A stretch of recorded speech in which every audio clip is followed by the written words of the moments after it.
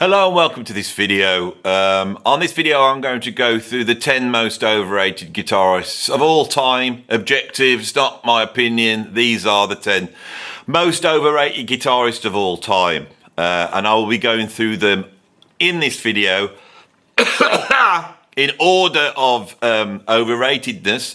So the one at number 10 will be less overrated than the one at number 1. All right, what does overrated mean? Overrated means that they could be really good, they could be a good guitarist, but the general public and the critics and the general consensus rates them higher than they actually are. It doesn't mean any of these guitarists aren't very good. They are all quite good. Some of them are very good, and some of them I absolutely love. They're some of my favourite guitarists on the list, but if I sit back objectively and consider how well thought of they are in the sort of the world at large, my opinion is they're overrated. They're all overrated. There's a million session guitarists sat in the background that can outplay all the people on here. You know, all jazz guitarists are better than rock guitarists. Everybody knows it. They got more chops, more knowledge, they can play more. And often when a jazz guitarist sort of starts playing rock, it's always way better. And you wouldn't have all these chopsy guitarists like Steve Vai and Joe Satriani if it wasn't for jazz guitarists.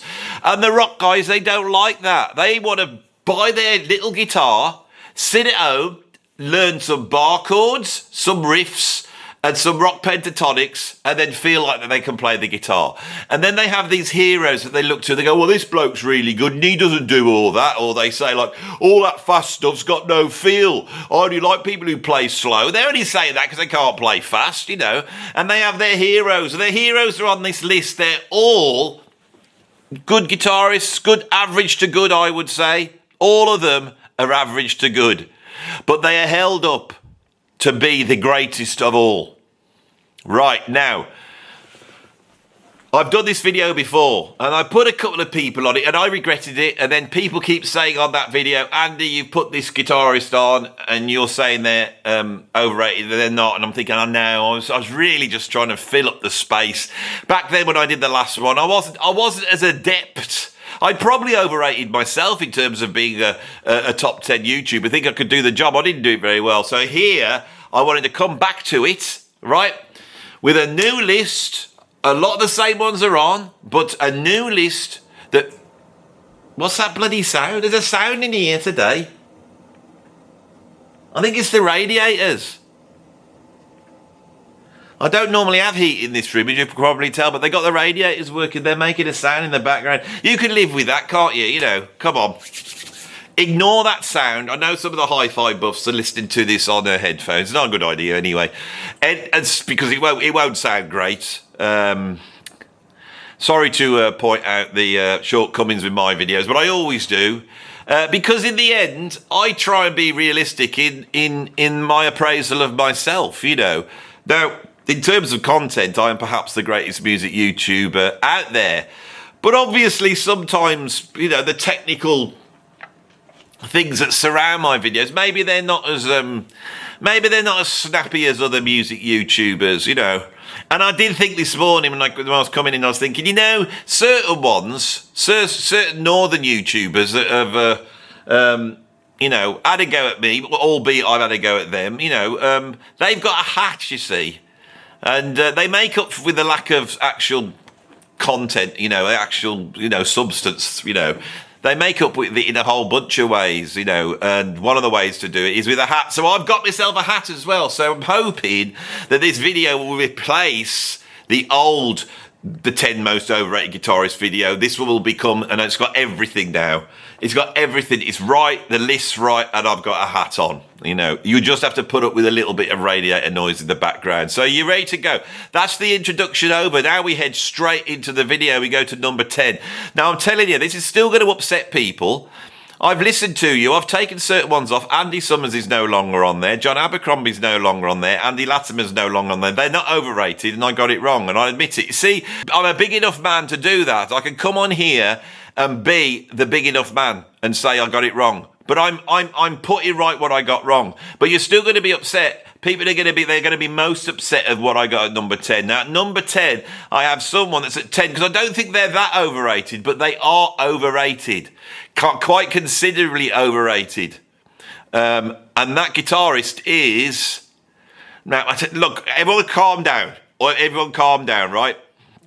Let's just get into this. This is what you came for. You came to get upset, didn't you? So at number 10, I know you're going to get upset.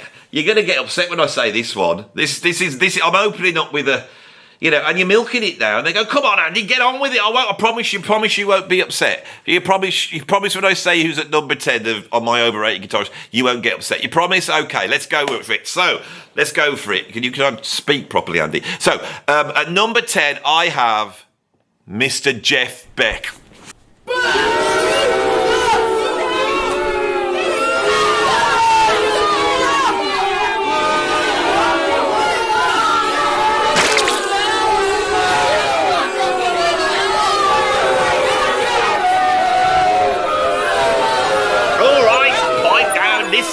Listen to what I'm going to say.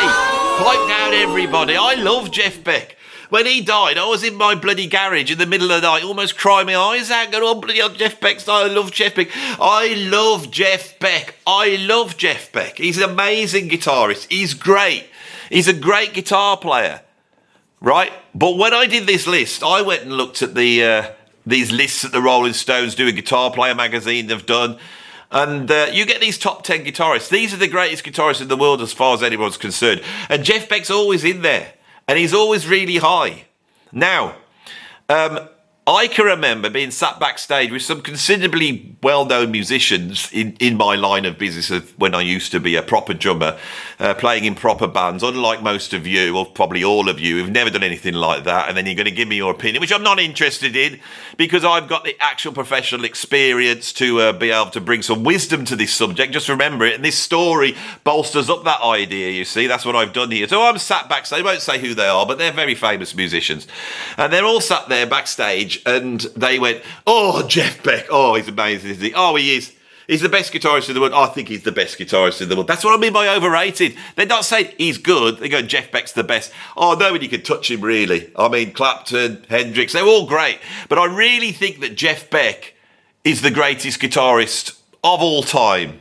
And he's undisputed. Anybody who says he's not the greatest guitarist of all time is a fool. I mean, is there anybody in this room that are going to offer an opinion to me, being a famous, legendary rock star, and other legendary rock stars are sat there all talking like this? "Oh, Jeff Beck's great." Is anyone going to offer anybody else that could be perhaps greater than Jeff Beck? And there's me sat in the corner. You know what I'm like. So I'm sat there and I'm like, well, yeah, there's loads of guitarists, really. Well, name one. Well, Alan Holdsworth.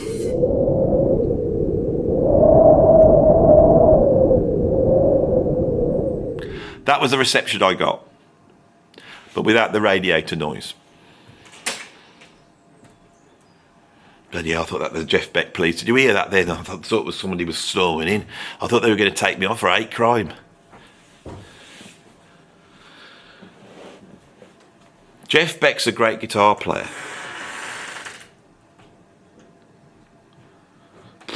I'm just going to check. You wait there.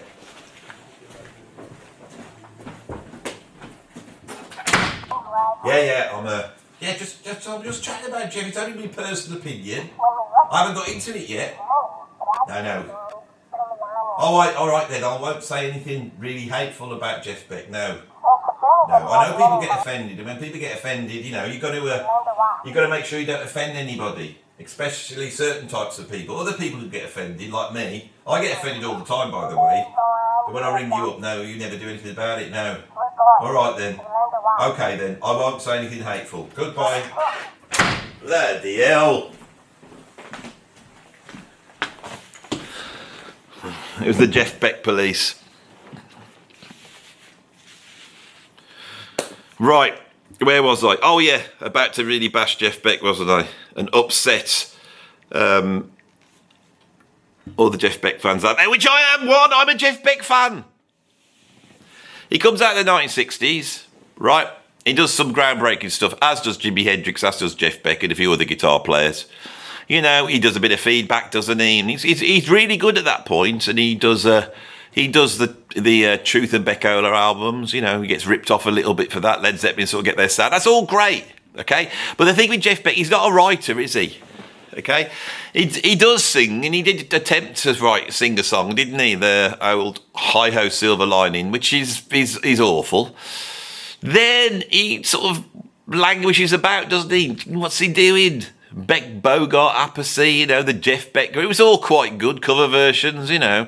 But really, this isn't what makes an artist great, is it? He is no John McLaughlin or Wes Montgomery, you know. He's not writing his own stuff. He's got no vision. He's waiting for somebody to come and give him some idea.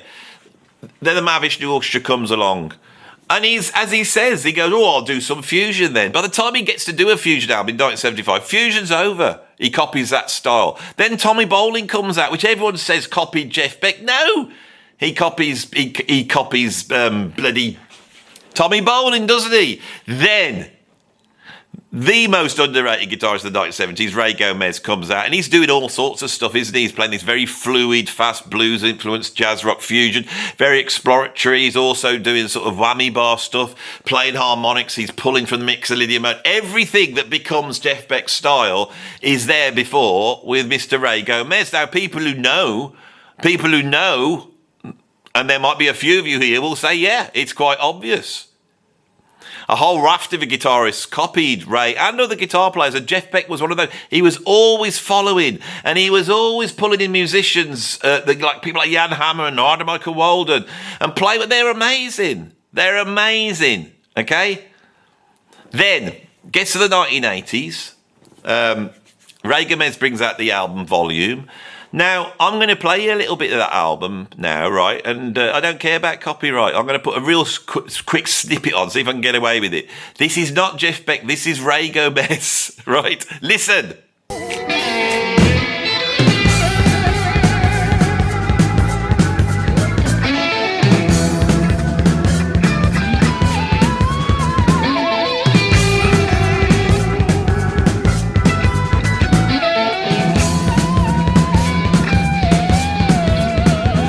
So, yes, then he brings out There and Back, and he sort of changes his style to sound like that, doesn't he? Then what does he do? Nothing.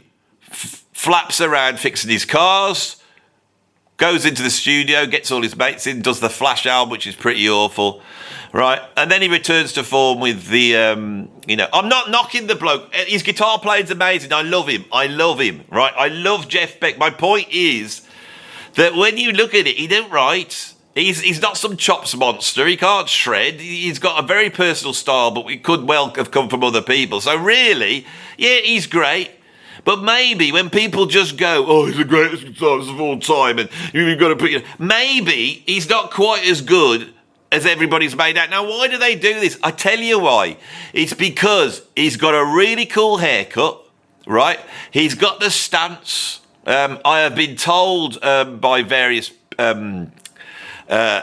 information that I can't report, that he was, he had, if you were rating the size of his of the old wedding equipment, then he wouldn't be overrated. So that's always when you've got that hidden down your trousers, it always gives you a little bit. I mean, I'm telling the truth here. This this is the thing with Jeff Beck. It gives you confidence, doesn't it? If you go through life with anyway, that's by the by. I'm not jealous of him.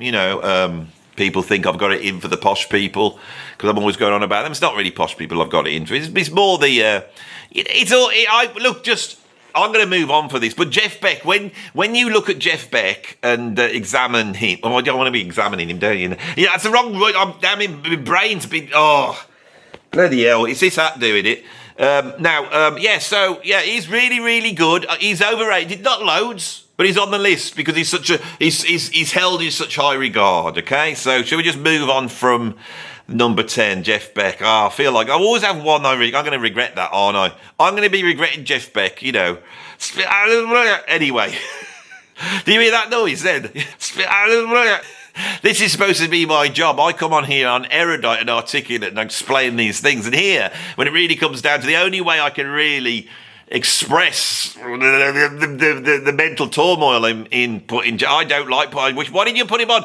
You take a bloody Andy Summers on, off who you love. You took bloody John Abercrombie off who you love, and then you go, I'll tell you, I'm going to put Jeff Beck on straight off. You're just trying to get him worked up, aren't you? Right.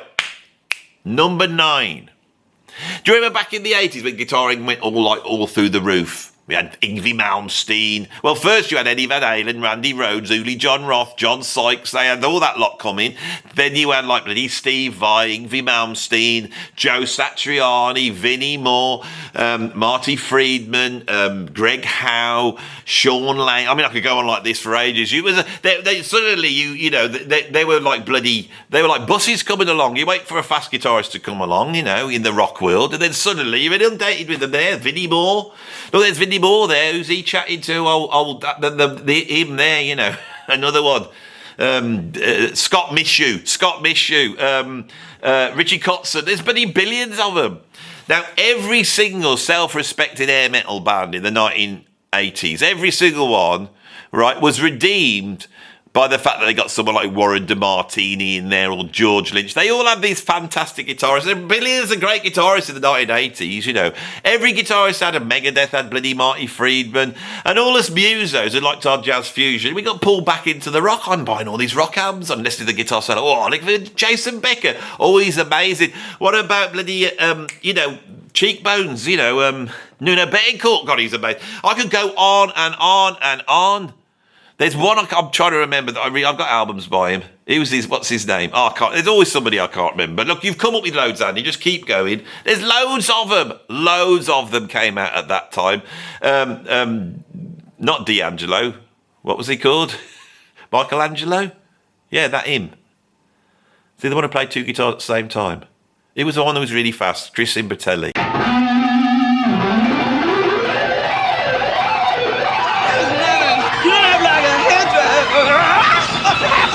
God, he was fast, wasn't he? Oh, I love a fast guitarist, I do.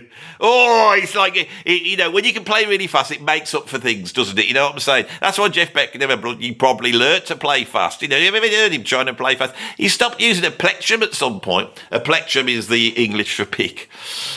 He stopped using a plectrum at one point. Why? How are you going to play fast, Jeff? Oh, I don't need to. I'm just going to whittle about on my old my old whammy bar, doing the old harmonics. I got it off Ray Gomez. He didn't do it, did he? I thought he copied you. Oh. Now, the thing is, the band that's gone on to sort of represent that period is bloody Guns N' Roses. Now, I like Guns N' Roses. I love that first album. Right? Now, there's people here that says Appetite, what was Use Your Illusion, that's it. The second and third, that they're good. I don't think they're good. And then what do they do after that? Even if they are good, it's not a very long, it's not like bloody Deep Purple or Van Halen or bands that came good album after good album. They've done one good album and 2 okay albums. The rest of it's all rubbish. And with all the guitarists to choose from the 1980s that you want to hold up in culture and say, this is a great guitar player. Who's the one they hold up? Bloody Slash.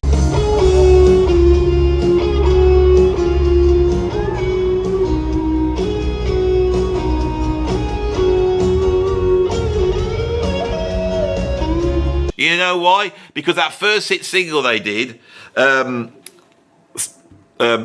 one. I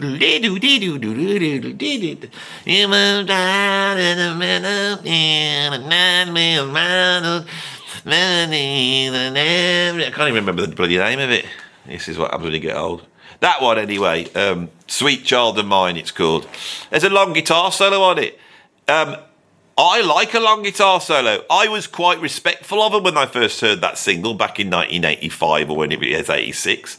I thought, well, yeah, they've gone to a second chorus and they built up and it's great. But that guitar solo is good because of the arrangement.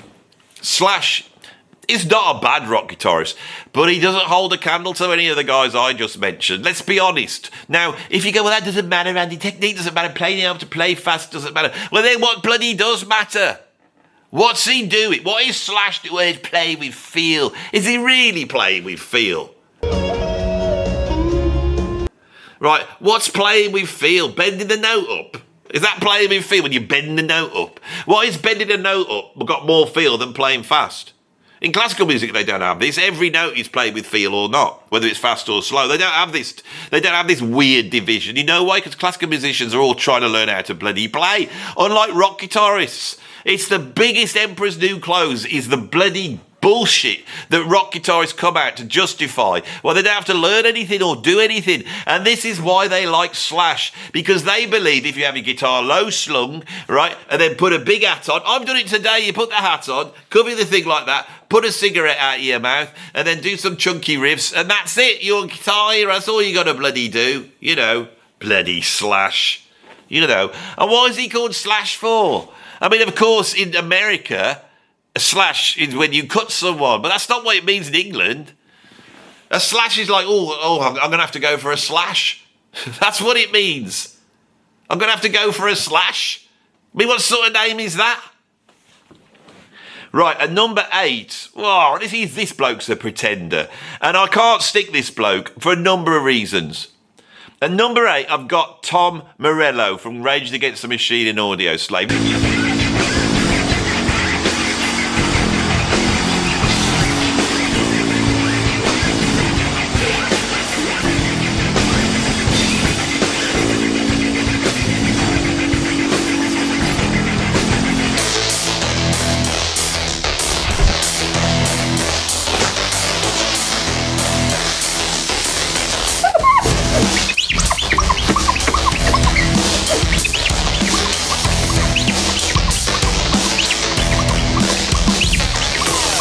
Every time there's anything about guitar, anywhere in the mainstream media, they bring Tom Morello in it, and there he's talking about it, acting like he's a bloody good guitar player. Now, I'll give him his due, right? I'll give him his due.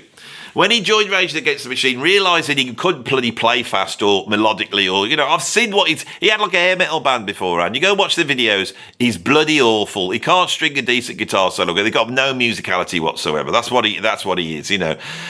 Can't play fast. He's got no technique, right?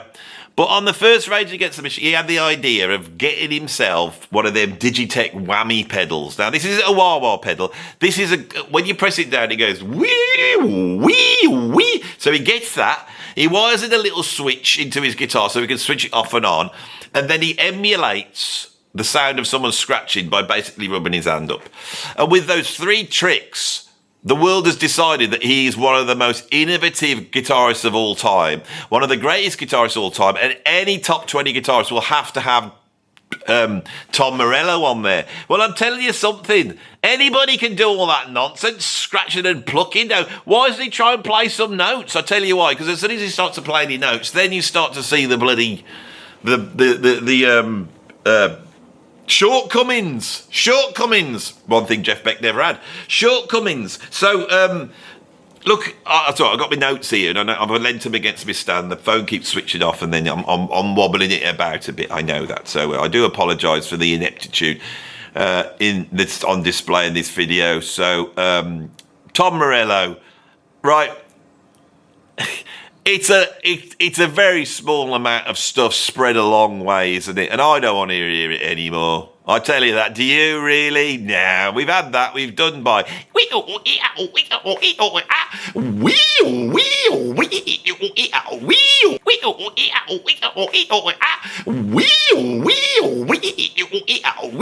All that bloody rubbish. You know, now, I got nothing against guitarists who can't play very well. I love Kim Thile out of Soundgarden. He's great and he can't play very well, can he? There's loads of them, right? But nobody's overrating Kim Thile. Are they? No one's saying he doesn't crop up in the 10 greatest guitarists or 20 greatest guitarists, does he, old Kim Thile? He doesn't, does he? Right.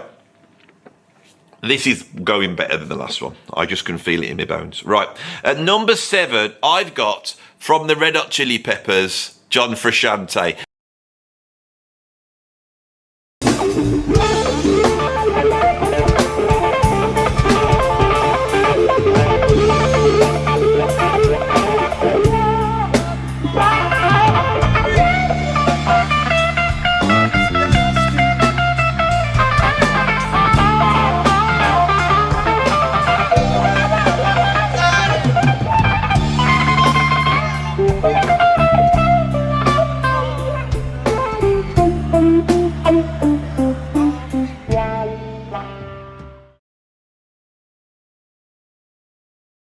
Now, he gets on my nerves, John Frusciante does, because when he first joined the Red Hot Chili Peppers and he played on Mother's Milk, he tried, and he did some great guitar playing. He could play fast and do all the cool notes and bends and sound like Hendrix. He could do all that. Now, he's was trained at some big music college. He's into Frank Zappa. He's supposedly got a lot of chops, right? Now, I don't believe he's got as much chops as everybody makes out. But the truth is, for the last 30 odd years, he has got by doing a guitar solo that can only be described as shite, right? Basically, really badly bent, sort of tuneless, I can't play, let's just wiggle around in the rock pentatonic for a little bit with an awful thin guitar sound, and we've all, I've done it, I've got, he's a genius, he's the greatest musician in that band. No, he's not. Chad and the other one, Flea, they're better than Frusciante. They give him their due. Chad Smith, here in the UK, we had a magazine called Rhythm Magazine, and Chad Smith won the best funk drummer of every year for about 20 years. Chad Smith, greatest funk drummer in the world, bloody ridiculous. And then you've got old Flea, doing that sort of octave bloody up and down slapping, which is hard. Yeah, it is hard, Yeah, Victor Wooten, is he? They're bloody overrated, all of them. I love the Red Hot Chili Peppers, but as time goes on, I really am starting to think they are just complete shite. And John Frusciante has sat there. And the thing is that at some point he decides to take loads of drugs and go off his head, and he leaves the band and sits on his millions, and he makes a whole bunch of weird albums, with all these druggy mates, and then he decides to come back in the band, and of course it's like, God knows how much he's worth. He's had the life of Riley. I wish I could bloody get blasted off my face on heroin, knowing that I got, that's what I do now. If I didn't have to come here and make these videos, that's the first thing I'd be doing. I'll be blasted off my face, oblivious to what's going on around me. That's what I'd do. I can't do it. I've got a bloody family. I've got to go out to bloody work, make these videos, pay the bills. That's what I have to do. I can't be doing all that, Be bloody brilliant way to go, Frusciante, and everyone will feel sorry for him. He's a multi-millionaire. What are you feeling sorry for him? Leave him to it. Let him do what he wants to do. He's all right. All his teeth drop out. He's a bloody multi-millionaire. So he can have other ones put in with his expensive dentist, while I've got people criticising me for having yellow teeth on here. I got some of them whitening strips. I've only done the first one. Are they looking any better? Not really. This is where we suffer at the bottom of the pile, don't we, us normal people? Can't afford a bloody dentist like Frusciante. He had all them tattoos, and then he got all that stuff all over his arms, so the tattoos came off. People are paying for that. Nobody wants tattoos when you get over 50. Anyone who's walking around over 50 with tattoos, he's a twat, basically. We all know it, and because whatever they thought, unless they've gone and done it now, who goes and has tattoos at 50 years old? Bloody hell. I hate tattoos, but that's by the by. I hate everything. That's the whole point. That's why you've come here for me. It's for me to hate things that you like, so you can get worked up. That's basically it. Who knows where any of this I actually hate? Who knows? Or am I just putting on a show because you find it entertaining? Maybe that's what it is. Maybe the hat gives the very game away. My head is getting hot at the moment, but I'll keep it on. I'll keep it on because this is the way. This is the way that you sell it to a YouTube audience. At number 6, I got Kirk Hammett from Metallica.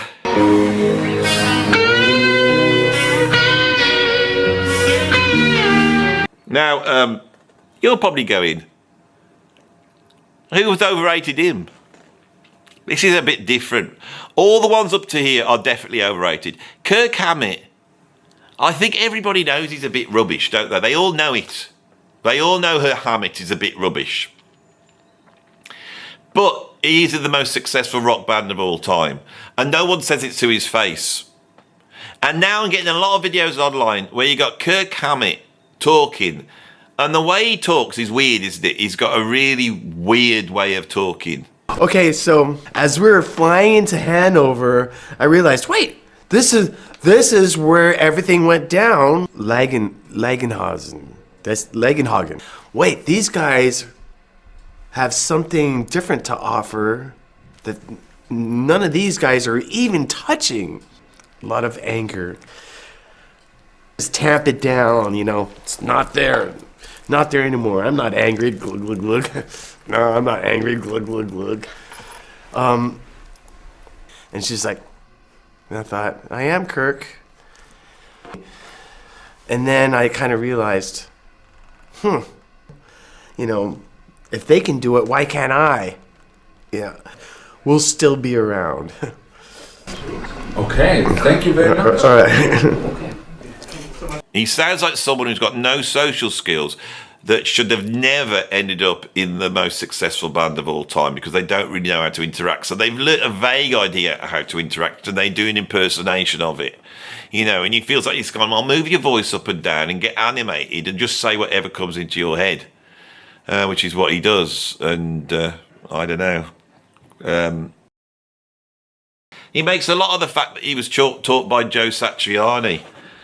And some video appeared the other day, and it's on Rick Beato, and he's saying, "Oh, I did this jazz technique, can't remember what it's called," and then he does this thing, and I'm thinking, this is like a 2-year-old to do this on guitar, you know, and he does it really fast to try and impress you. Kirk Hammett is bloody rubbish on guitar, you know, he really is. James Hetfield, now that's a different thing when it comes to rock rhythm guitar. He's great. He's a great singer. Cliff Burton was brilliant. The guy they've got now, that Triligio bloke, he's a really good bass player. I think that poor old Lars Ulrich gets, you know, criticised a bit too much. He's actually better than anyone thinks. But Kirk Hammett's the one. He's the one. So I've got him. I think he's overrated by himself. And by all those fans, all the people who know him, all his entourage that won't say, you know, Kirk, you're a bit rubbish, really. You're lucky to be here, aren't you, in this band? Aren't you? Especially considering the fact that you are off your head. Right, at number 5, I've got, from the Grateful Bloody Dead, Jerry Garcia.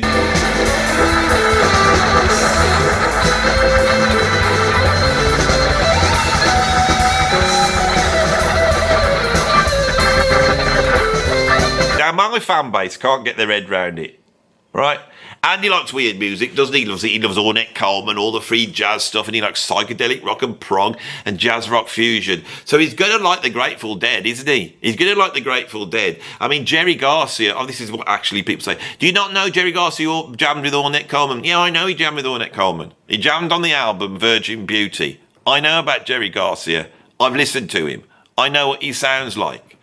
Everybody raves on about the Grateful Dead. They have this like entourage of people who think they can do no wrong. They're like the deadheads, the deadheads. And they're there swapping all their bloody tapes, you know. And I'm sure the Grateful Dead, they still going. Of course they're still going. There'll be somebody who's vaguely, you know, got some sort of relationship with the band from the years ago, which they have now tenuously turned into a little career as they go around doing their twangy nonsense. Right, imagine you got a bad country band. You stick them on stage, give them some LSD, and then put their instruments out of tune, give them the instruments, and then tell them to tune those instruments up. And imagine they try and tune those instruments up over 20 minutes, badly record it, and stick it out with a cool name like Dark Star.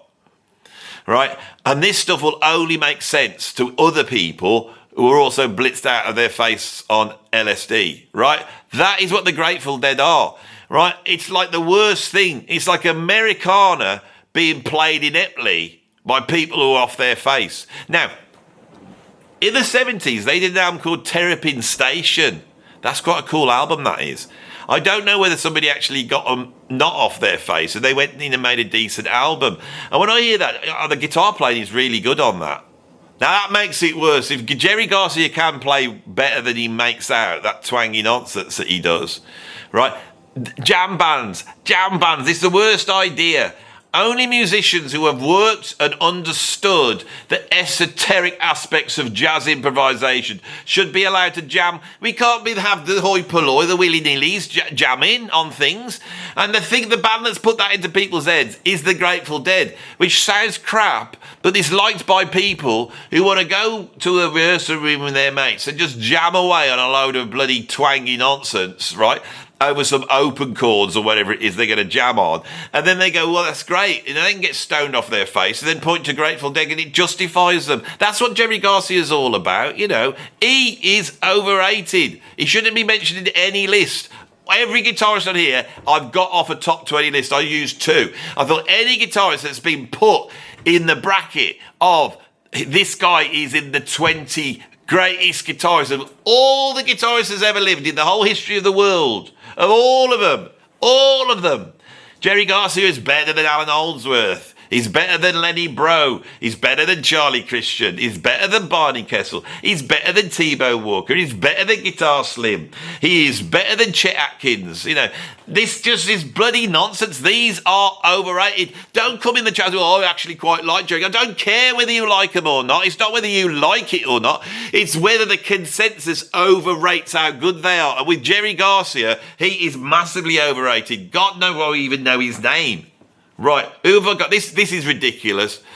I was reading the top 10 and I wasn't going to put this bloke on. I felt mean to put this bloke on. And then I looked down and it said, this is one of the greatest guitarists all time, a genius on the guitar. That's the statement. And this bloke was like at number 5 of the greatest guitarists all time. And I thought, bloody hell. Pete Townshend.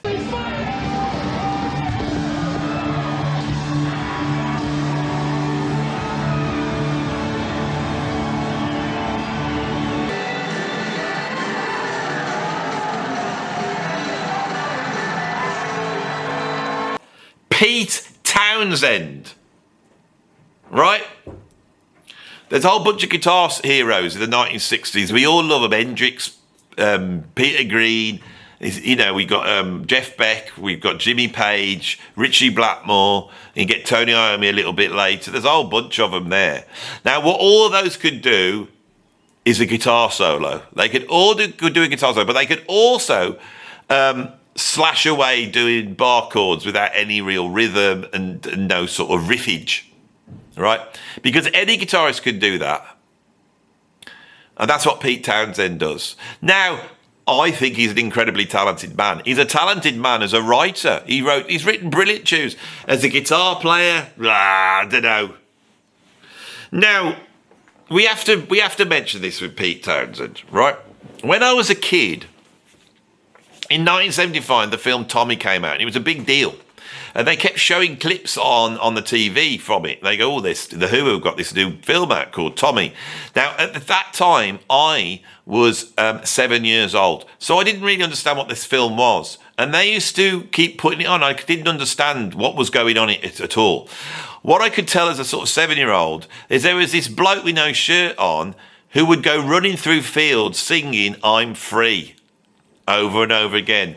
And me and my brother would try this at every opportunity. If, we'd gone for a drive, and then my mum and dad pulled up to, have a cornetto in a lay-by. If there was a field there, especially if it was full of, say, swaying corn or whatever, we would say, can we go and have a play? And then we would basically run through the farmer's field, chomping down all these things, singing, I'm free, like that. And we noticed that there was a really strange looking bloke in that film, which was Pete Townshend. We didn't know who he was. But what we discovered was that when we were having our breakfast in the morning, if we shined up the back of the spoon that we were about to eat our Weetabix in and stared into it, we looked like Pete Townshend, and it didn't matter what face you had. You could have any face you want. My mom, my dad, my brother, whoever you were, as soon as you looked into the back of that spoon, you looked like Pete Townshend. And so that's impinged on my memory all of this time. Now, in terms of having that sort of cultural impact, Townshend's not overrated at all. But do you hear anybody going on about the fact that he looks like anybody in the back of a spoon? Does anyone ever mention that about him? No. They try and make out of him doing some bloody slashy sus chords to major chords. I mean, it's like... And you know why he plays those chords? Because they're bloody easier than doing the bar chords. He doesn't even like doing bar chords. It's like everything he does is bloody easy. It's not about whether it's hard, Andy. It's about the artistic statement. You were saying that on another video. I know, but that was a serious video. This isn't a serious video, you great big fool. Right, at number 3, I have got, and this bloke was at 3 on both lists that I looked at for the greatest guitarists of all time. Right, and I love him as well. Oh, bloody hell. That's really affected the acoustic qualities of my voice. There's a lot of treble there, a lot of top there now. Bloody hell, that's going to be quite hard. Oh, God, I didn't expect that to happen. As I shouted, it reverberated off the radiators and it rang.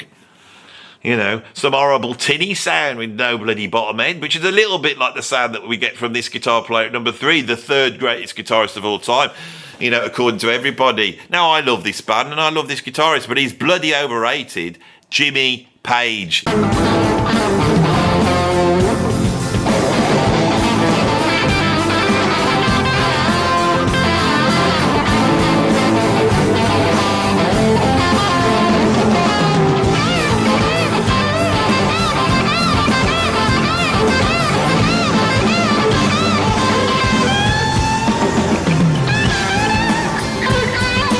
Yes, I've said it. Jimmy Page at number 3. The other day, I was watching some video that somebody had put on, and Jimmy Page in the early 80s turned up to some event and they played Stairway to Heaven. There was no, singer there. It was just some sort of guitar event. And he did a guitar solo on it, and I watched it and I thought, God, this is like, why is nobody saying that this solo's appalling? And then I watched something else that he'd got up and played a guitar solo with. And he's with all these great guitar players. And then it gets to him and he's twanging away, really not sounding good at all. And they're all looking at him like, it's Jimmy Page, it's Jimmy Page. He's amazing, isn't he? No, he's not. No, he's not. Now, let's give him his due. He's quite a good finger-picking bloody guitarist. He was no Bert Jansch or John Renbourn or any of those types. But he did try his best to sound like them, and he ripped them off. He ripped off all, and then he's ripping off blues artists. He's getting his riffs from here, this bit from there, this bit from there, right? That's what Page is doing. So it's all good. His guitar parts are good. He's a good arranger of guitar parts in the studio. He was great as a producer and getting the sounds out of the band, but that's not guitar player, is it? But on the whole, his guitar solos, they do leave a little bit to be desired, don't they, on the whole? Now, Stairway to Heaven's a great guitar solo, isn't it? Doesn't that sort of, it shouldn't he at least be somewhere because of that guitar solo?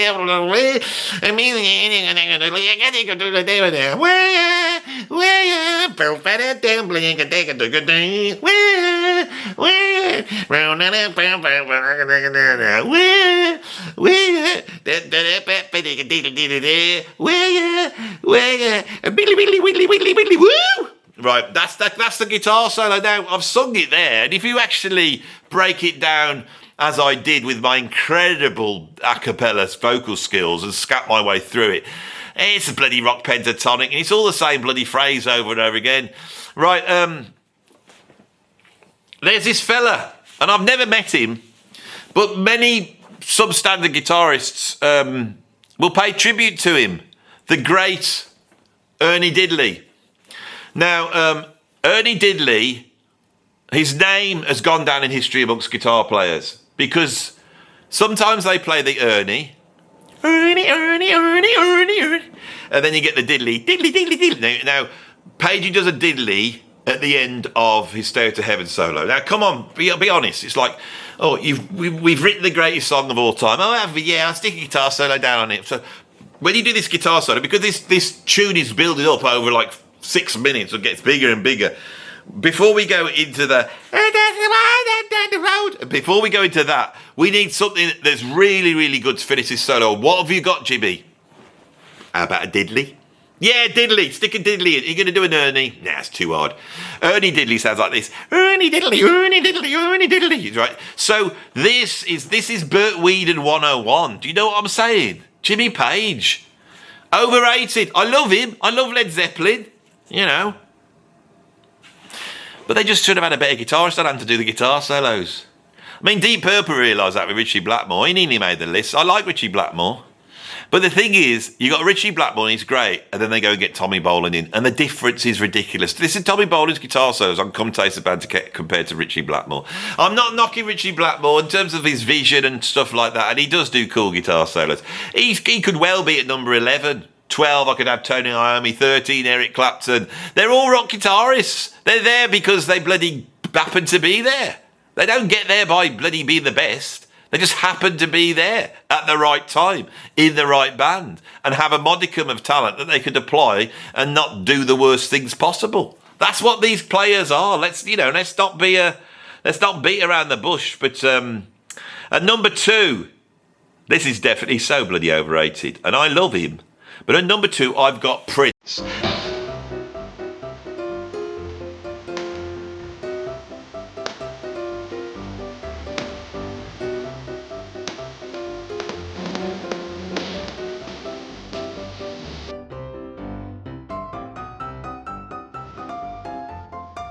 Not Prince Andrew, you great big nanas. Oh, nobody's overrating him at the moment, are they? Nobody is. He's getting the correct rating. And I have to be honest, I find the whole thing so amusing that I'm having to mention him in every... I'm going to get in the next few videos that I do, I'm always going to try and squeeze that picture in some way. And the fact... I mean, this picture is a bloody work of art. Whoever took it, whoever was able to understand all your camera settings, to be able to have your flash and set it in the right place, so when you take it, it penetrates through those black windows that Andrew had on his car, revealing inside a pathetic and frightened man. You know, with the light bouncing off his retinas to light his eyes up so they look red like the devil. Right, he's got his hands in this sort of calm exterior, but he's lying back like this, you know, as though he's about to fall down into the chute of terror, of the chute of disgrace, you know, of once being the bloody Queen's favourite son to now wallowing in the wallows with bloody Peter Mandelson. I can't help but think, what world are we in? But not that Prince, no. And this Prince was known as the artist formerly known as Prince. And this bloke's lost his Prince thing, but you would never call him the artist, because he's not an artist, whereas this bloke is. Prince is an artist, you know. Now, whether he ever visited some fantasy island, you know, and did all sorts of awful things with people who are, you know, sacrificing babies to Moloch. I just love saying it. I can't believe you can say it now on YouTube. You know, you can say it. Nobody's going to bat an eyelid. This is how mad the world is at the moment. Here I am doing the most overrated guitarist, and now everything's changed, and I can say that we're run by a bunch of baby worshippers that are sacrificing babies. So I've just said it again, to Moloch, and the fact that it finishes with the word Moloch is just brilliant. I think Moloch, who worships a god called Moloch? Moloch? You know, your gods should be called something like Iwi or Yamato or something like that. That's what a god should be, not Moloch. It sounds like the cross between mollusk and bollock. Moloch. Oh, who are we talking about? Oh, Prince, yeah, he's overrated, isn't he? He plays all the instruments. It don't mean he's a virtuoso on them. I mean, there's many people who play another instrument that also play the guitar who are really good. Like me, for example. Right? And that's what annoys me. I'm a drummer, but I can play the guitar. I can play the bloody better guitar solo than Prince ever could. He's got an awful tone, right? He's messy when he plays fast, okay? It's just blues and rock pentatonic licks. He's copped a whole bunch of stuff from Jimi Hendrix and Carlos Santana. And he's scruffy and his rhythm guitar is great. I think he's a great bass player, but we're not talking about his bass playing. I like his bass playing a lot more. But when he comes to his lead guitar playing, he's all right. It's like he's in the sort of Kravitz realm when it comes to guitar playing. I can't, you know, he's all right. I mean, Christopher Cross, Peter Frampton, these are all singers who play guitar. They were really good, better than Prince. Prince is overrated. Oh, I've even not seen when they do My Guitar Gently Weeps. Yeah, I've seen it. They're all up there trying to play this tune that was written by George Harrison.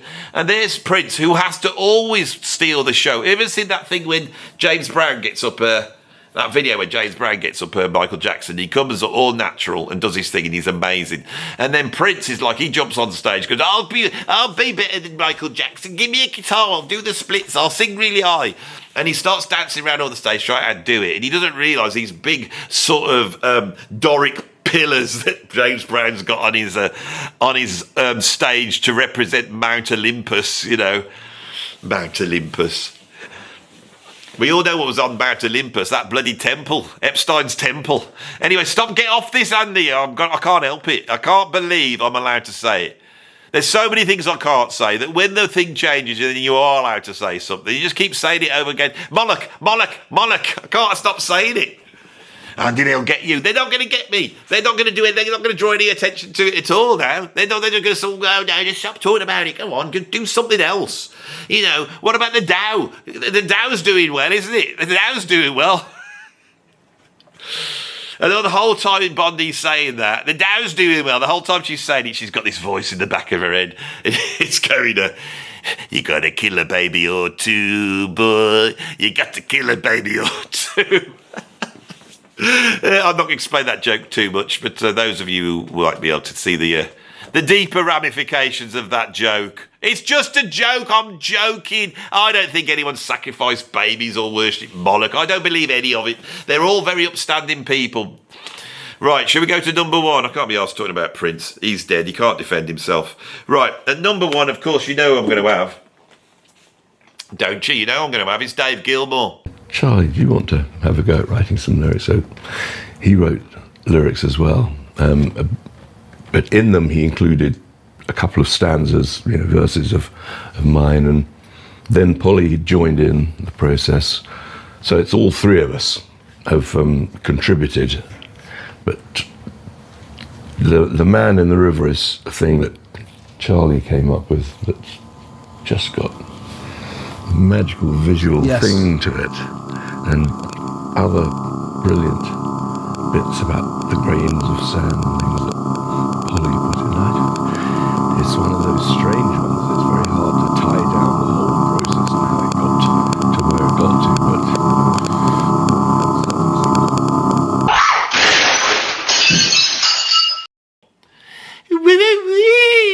everybody loves this. I've created a little audience for this sound that I make. Now, what this sound is, for those of you who are new to this channel, that sound is the David Gilmour lick. So it goes like this. Andy, you all these guitarists are like this. It's all fast, all technique, and I'm sure they're very good technicians. They have a lot of skill, but the thing you don't seem to understand is skill is not feel, and I appreciate feel. And when I get home from my job as an estate agent, I go in and I pull out my Pink Floyd albums, not the weird ones from the early 70s, none of that, none of those Roger Waters weird ones. No, I'll get out one of the nice 80s albums, you know, one of those albums where they spent about 3 million quid setting up the picture on the cover, you know, one of those albums. And I put it on, and it's like sitting in a nice warm bath of loveliness. It never gets too fast. It never rocks your world. It's just there, really lovely, like a nice glass of red wine, which I always have when I listen to it. And then Gilmour steps forward, and what he does is, just with a few notes, he can embody feel like nobody else. And he really sublimates all the things you don't understand, Andy, about music, because you don't understand it, because you don't like Dave Gilmour. So now I'm going to accuse you of not understanding music, even though you've studied it half your life and you know all about it and you've taught it. But that doesn't matter, because that's just an appeal to authority. I'm going to ignore that, because I've got a very successful estate agency thing, and I'm a man of a certain age, and nobody tells me what to think or do, right? Except for the Moloch, the Moloch worshipping elites that control the mainstream media, which is the only thing I watch. And so he'll come out and he will go, and listen to this, because I'm only emulating this with my voice, but as I do, please do not start crying, because it's a very emotional phrase. Listen to this. There. And when I hear that, it's like someone's gone in and grabbed my heart and pulled it out. Now, mate, that's angina. Too much stress at work. That's what's really going on. There he is, trying to sell bloody houses. They're too overpriced. There's hardly anybody who can get a bloody mortgage nowadays. Right? You think you can get the mortgage? Well, I don't know. I've got to go up the Nationwide. You know, and they got all that all bloody day long, you know. And so you get, oh, God, we're not... It's too, I mean, £500,000 for a semi-detached 3-bedroom house. It's, oh, God, I've got to sell it, you know. If I don't sell it, what are we going to do? They might let me go, you know. I've become a partner, but, you know, I've got to keep the old thing going. And then all these people online selling it, bloody... You know, all these bloody websites out there, you know, where they don't charge any fees. We have to charge. Oh, my chest's hurting. Oh, my God, I tell you, I can't wait to get home, get a nice glass of red wine and then put some insipid crap on that will not upset me or challenge me and will be basically the all equivalent of injecting heroin straight into your vein. That's what Pink Floyd are, or that's what they become. I ain't talking about Gilmour. I ain't talking about any of that early stuff. I'm not even talking about Dark Side of the Moon. It creeps in after then. I really am getting chest pains now. You see, this is the whole point. And you need to sit down and listen to some Dave Gilmour. Just open yourself up to it. I know you want all this jarring, extreme, fast music that's like pummeling you in the face. Like, what's the matter with you? Have you got ADHD or something? Why have you got to listen to stuff like that? Why can't you just, you know, can't you just breathe? Just breathe in. Hold it. Breathe out. That's it. Try to calm yourself down. This is for the chest pain. It's not a heart attack. It's not hard. Just breathe. Everybody with me. Come on. All the middle-aged men of a certain age. Let's do it together. Breathe. We're going to breathe in and hold it. Breathe in. Push that stomach out. Breathe in. Breathe. Breathe, yeah. Don't be afraid to care.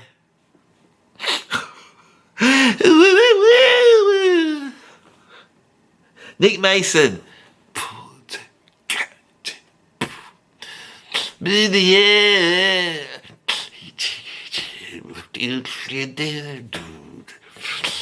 Don't be afraid to get. And weird, I can't remember the next sentence. It's only the most famous album of all time. Oh, well, you were doing all right up to that point.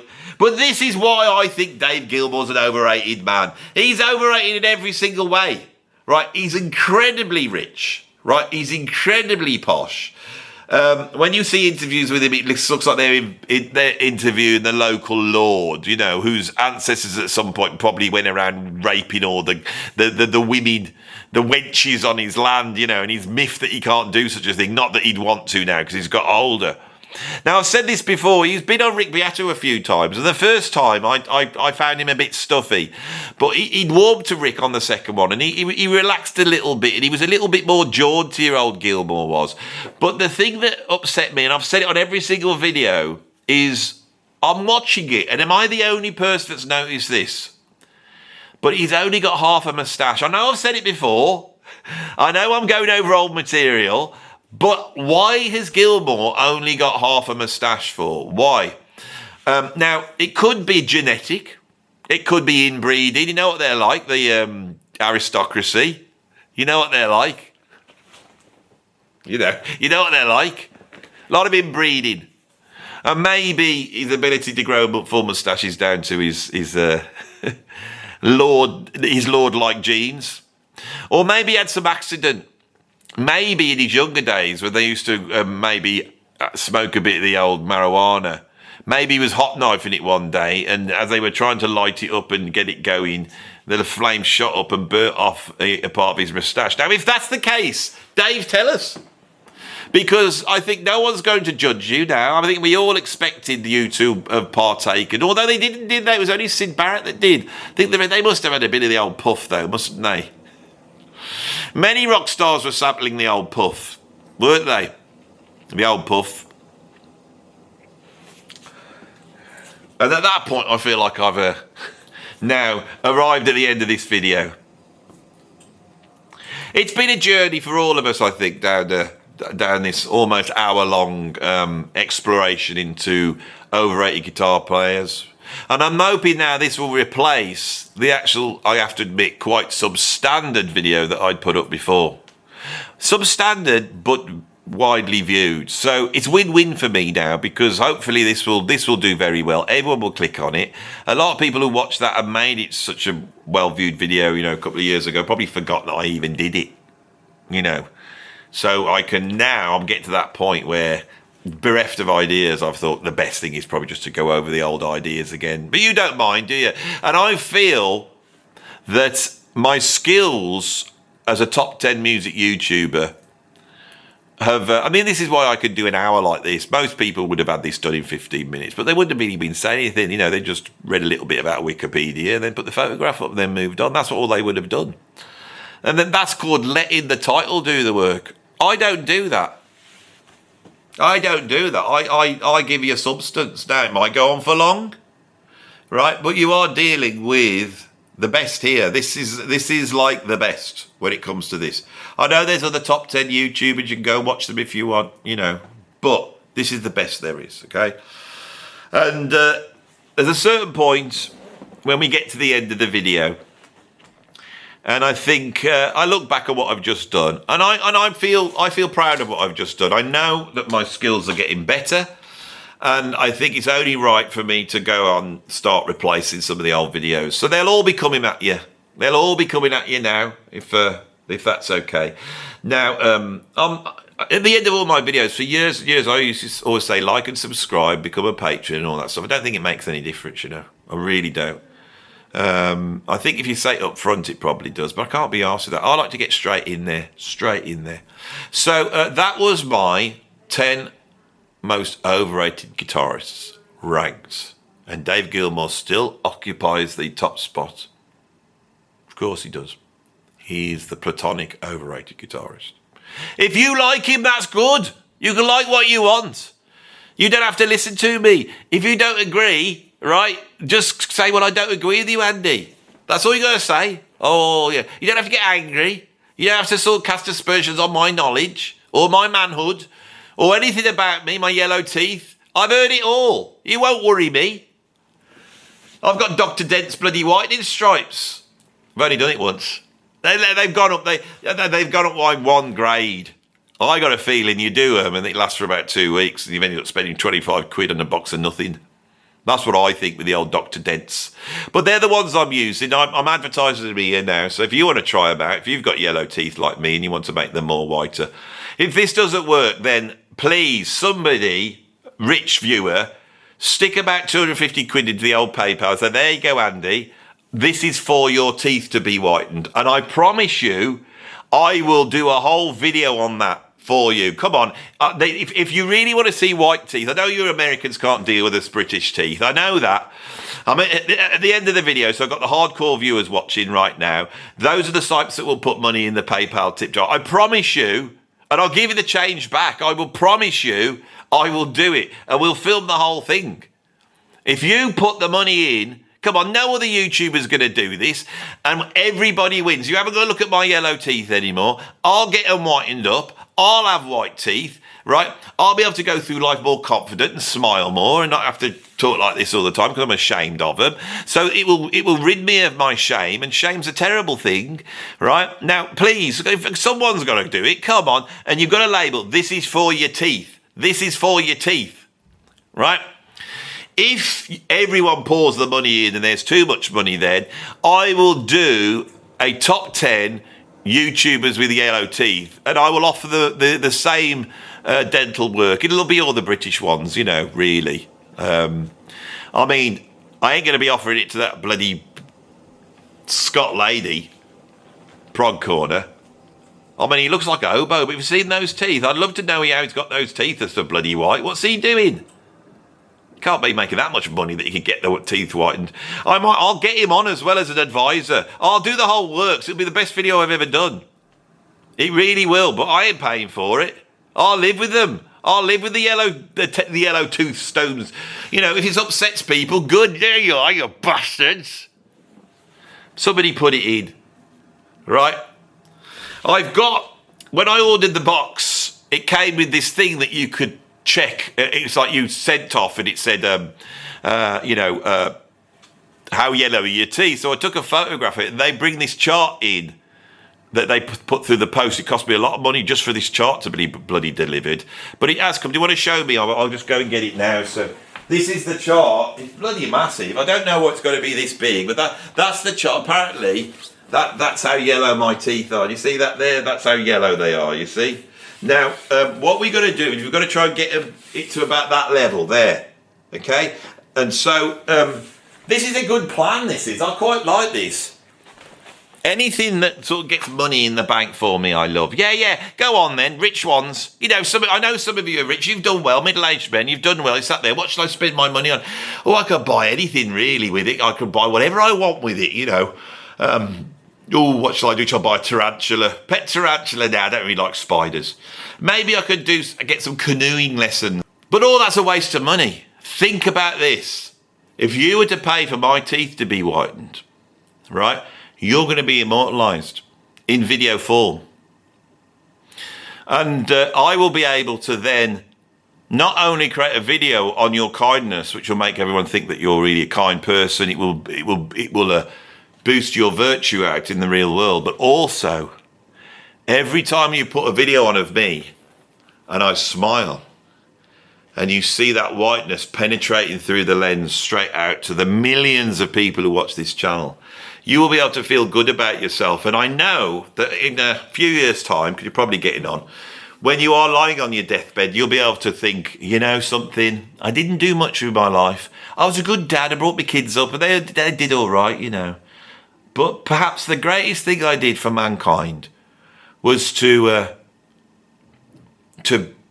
pay for Andy Edwards' teeth to be whitened. He felt less shameful, he was more confident. He was able to go outside and smile when he went to shops rather than not smiling. Everyone think he was a grumpy man. When he's not a grumpy man, he just doesn't like to smile. Whilst I am doing this video, I'm staring at two guitars. I've got to show you them, right? Because I think this is far more accurate than their stupid chart, right? Look at this. Look at the scratch plates. Can you see? Can you see that there? I'm here. I want to get to here. Have you understand what we're trying to do? Oh, bloody hell. Don't put that next to the radiator. Right, are we done? What's the time then? Let's see where we're at. Oh, bugger. Nothing going on.